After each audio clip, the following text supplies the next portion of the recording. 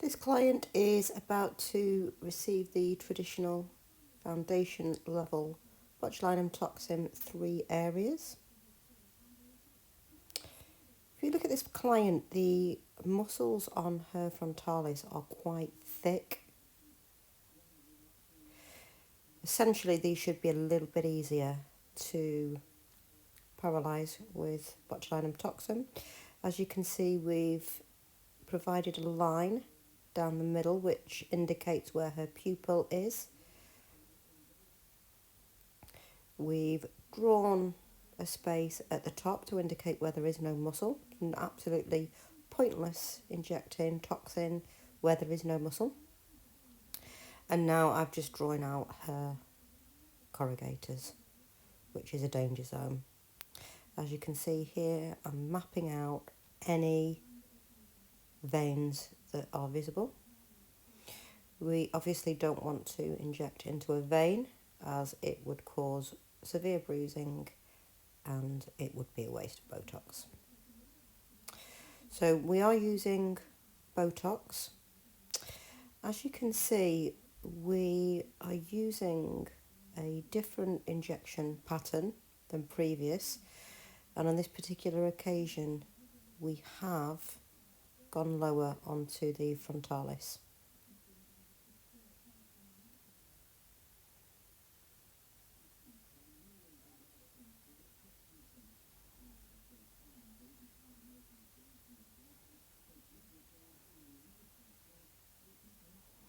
Again, if you look, we're placing the markings in the... So we're about to inject the 3 main areas.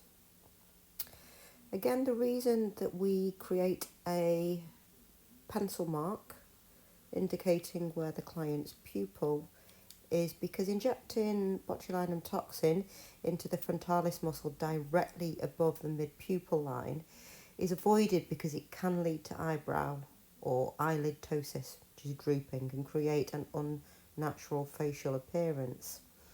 The frontalis is the only elevator of the eyebrows. Its fibres run vertically upward, lifting the brows and the upper eyelid.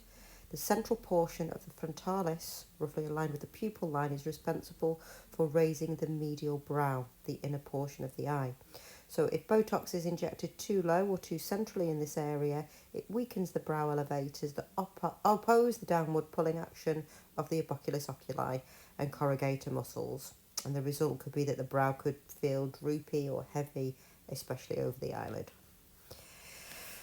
Again, this is using a product called Botox, which is why I refer to it as Botox. So we're injecting 10 insulin units of Botox. Again, at the end, I will describe how many Botox units have been mixed up.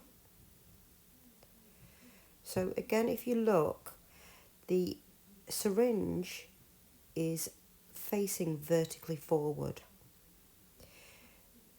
As the needle is injected into the intended injection point, the angle of the syringe doesn't vary from the right to the left, so we are placing that product directly where it needs to be.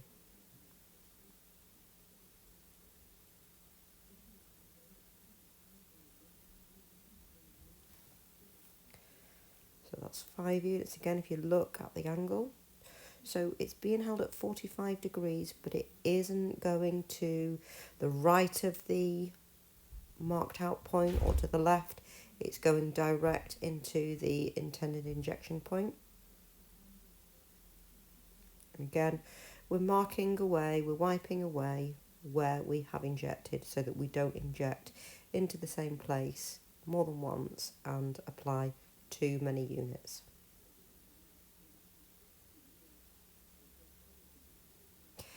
So if you look, as the needle is leaving the injection point, the injector is being quite specific. They're not taking the needle out too fast, they're not taking it out too slow, but they are ensuring that that needle is removed from the skin very smoothly to avoid any kind of pain.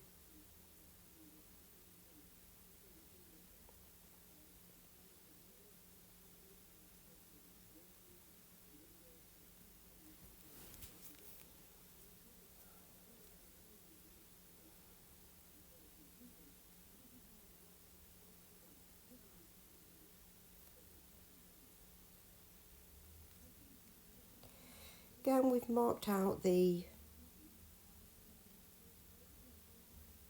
vascular areas that are visible, and this is to prevent intravascular injection.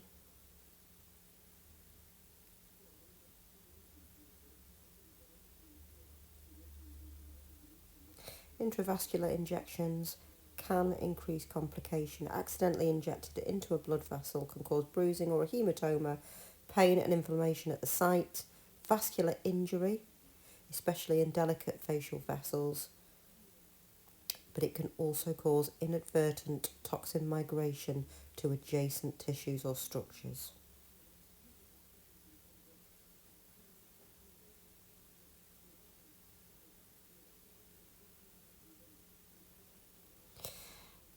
So whereas other parts of the face where we've injected the toxin, we have squeezed the skin, with the crow's feet we are stretching the skin.